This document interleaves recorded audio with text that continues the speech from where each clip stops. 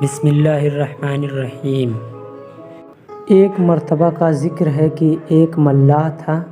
دریا کے کنارے اس کا خوبصورت سا مکان تھا۔ اس کے پاس ایک نہایت ہی ذہین طوطا تھا۔ وہ نہ صرف خوبصورت تھا بلکہ لوگوں کو ان کی پریشانیوں کا حل بھی بتاتا تھا۔ اس کی شہرت دور دور تک پھیل گئی تھی۔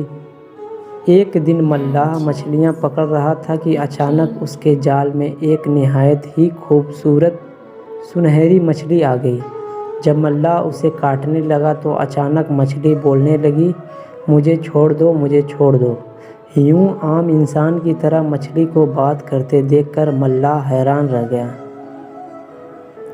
ملاح چونکہ بنیادی طور پر رحم دل انسان تھا، اس لیے اس سنہری مچھلی پر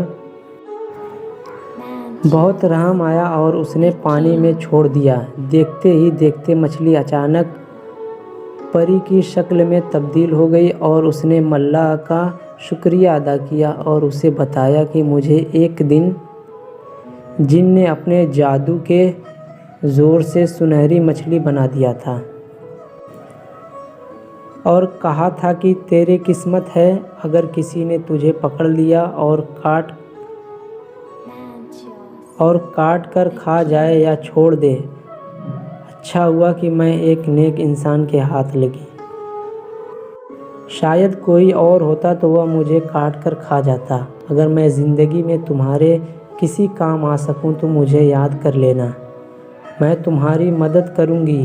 یہ کہہ کر وہ دن اسی ملک کا بادشاہ شکار پر نکلا۔ وہ سارا دن شکار کی تلاش میں رہا کہ وہ جنگل میں ہوتا ہوا ملاح کے مکان کے قریب آ گیا۔ جب اس کے سپاہیوں نے اس نایاب طوطے کے بارے میں بتایا تو وہ حیران رہ گیا اور اسے دیکھنا چاہا۔ بادشاہ کو یہ طوطا بہت پسند آیا۔ اس نے ملاح کو دربار میں بلایا اور کہا کہ مجھے یہ نایاب طوطا دے دو۔ ملاح بہت پریشان ہوا۔ اس نے عرض کیا کہ بادشاہ سلامت، میں اس طوطے کو اپنی جان سے بھی زیادہ عزیز رکھتا ہوں، میں یہ آپ کو کیسے دے سکتا ہوں؟